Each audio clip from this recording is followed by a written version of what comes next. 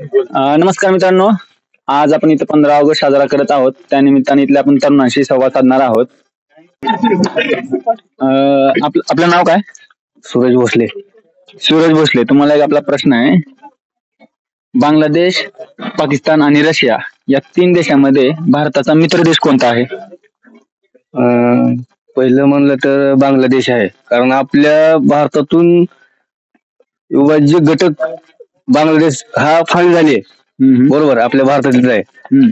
त्यानंतर झालं तर पाकिस्तान तर आपला शत्रूच आहे. शत्रू म्हणजे डाकोच आहे आपला. झालं तर रशिया आपला दोस्तच आहे. तुम्हाला माहित असेल सध्या बांगलादेशमध्ये काय चालू आहे? हिंदूवरती किती अत्याचार होत आहेत. तिथे महिलांचे रेप वगैरे प्रकरण वाढलेले, बलात्कार वगैरे अशा गोष्टी घडत आहेत. स्वतःच्याच घरातून त्यांना बाहेर काढलं जात आहे. हिंदूची मंदिरं तोडली जात आहेत. त्यावर तुमचं म्हणणं काय आहे? हे एक म्हणणं गेलं तर आपल्या भारताच्या चिटकून जे बांगलादेश आहे त्याला जे काळीमा फासण्याचं जे काम या लोकांनी सुरू केले, ते आपल्या हिंदूवर अत्याचार म्हणा, आपल्या देवांची जे जसं ते आपल्या छत्रपती शिवाजी महाराजांच्या काळामध्ये ज्यावेळेस अफजल खानाने ज्यावेळेस धुमाकूळ घातला होता, बरोबर आहे, जी मंदिरं पाडण्यात आली होती, सगळ्या परीने जी नासाडी केली होती हिंदू धर्माविषयी, इतिहासाची पुनरावृत्ती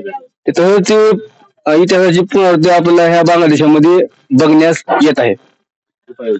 मला काय म्हणायचं आहे, प्रत्येक वेळेस हिंदूच का? भारत स्वतंत्र झाला, पाकिस्तानमध्ये हिंदू पळून आला, काश्मीरमध्ये हिंदूवरती अत्याचार झाला, तिथून हिंदू पळून आला, आज परत बांगलादेशमध्ये हिंदूवरती अत्याचार होत आहेत आणि परत हिंदूंनाच पळून यावं लागणार आहे. असं का होतंय? हिंदूच का पळून येतोय? टार्गेट केलं जाते हिंदूवरती. बरोबर आहे. कशामुळे आपला हिंदू एक का नाहीये? एकजूट होण्यासाठी प्रत्येक समाज हा हिंदूच म्हणून आपण चालतो, बरोबर आहे.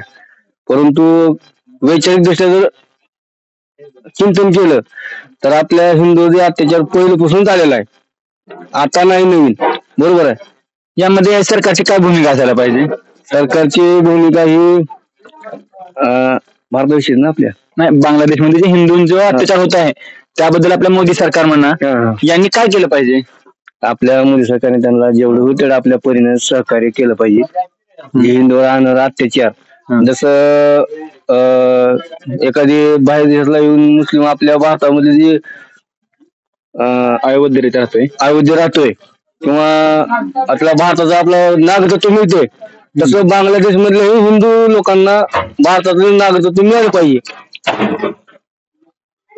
भारतातलं नागरिकत्व मिळावं म्हणून सरकारने सीए जे बिल आणलं होतं, त्या बिलाचा विरोध इथल्याच लोकांनी केला होता. याबद्दल तुमचं मत काय आहे? ठीक आहे, नाही ठीक आहे. चला तर आपण आता पुढील तो दुसऱ्या तरुणाशी संवाद साधूया.